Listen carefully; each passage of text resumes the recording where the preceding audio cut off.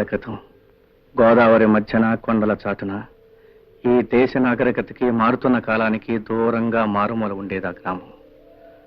దానికి అప్పట్లో రాకపోకల సౌకర్యాలు లేవు. విద్య, విజ్ఞానం, నాగరికత అక్కడ మనుషుల్లో చాలా మందికి ఉండేవి కావు. వాళ్ళని నోరు లేని పశువులుగా, ఆలోచన లేని అమాయకులుగా చేసి ఆ ఊరినంతటినీ పాలించేది ఇద్దరు పెద్దలు. ఒకరు సర్పంచి రాఘవయ్య, మరొకరు షావుకారు వెంటయ్య. ఆ ఊళ్ళో మనసున్న మనిషి శంకర్ మాస్టారు. ఆయన పసివాళ్ళకి ఎంతో ప్రేమగా పాఠాలు చెప్తూ ఉండేవారు. పంతులు గారు నాకు చదువుకోవాలందండి, మీరు చదువు చెప్పండి. పని ఎవరు చేస్తారా? నేను పాలు పని చేయను, పంతులు గారి దగ్గర చదువుకుంటా. మళ్ళీ ఆ మాట అన్నావు, ఈ 4 వాయిస్తాను. రాయాదావా? ఏమిటి సీతారు, చదువుకోను అంటే పిల్లల్ని కొట్టేవాళ్ళని చూశాను గానీ చదువుకుంటానంటే పిల్లల్ని కొట్టేవాళ్ళని నిన్నే చూస్తున్నా. గూడిపాళెం మాకెందుకు బాబు చదువులు, అవన్నీ పెద్దోళ్ళకి గాని.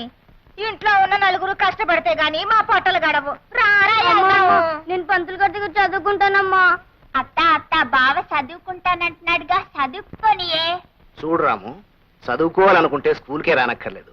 నీ పనులన్నీ అయిపోయిన తర్వాత నా దగ్గరికి వస్తే చదువు చెప్తా. అట్లాగే పంతులు గారు. యాది తొందరగా ఊట్ చేసి ఉతకాల్సిన బట్టలు పట్టరాపో. అమ్మా నీళ్ళకెళ్ళి వస్తానే. అట్లాగే తొందరగా రారా. తప్పమ్మాయి గారు, సిఓటి క్యాట్ కాదు కాట్, సిఏటి క్యాట్. రాము నీకు ఇంగ్లీష్ వచ్చా? ఓ రోజు నీ పంతులు గారి దగ్గర చదువుకుంటున్నానుగా. నీ పేరు ఇంగ్లీష్ లో రాయ్.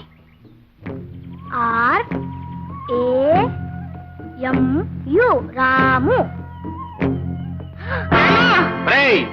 ఈ దాచినపల్లి హిట్లర్ రాఘవయ్య కూతురుతో సమానంగా గూడెం వెధవి, అంట్ల వెధవి పక్కన కూర్చుంటారా? అంటరాని వెధవల అలా మూలన పడుండగా పలకూర్చు పక్కన కూర్చుంటావు.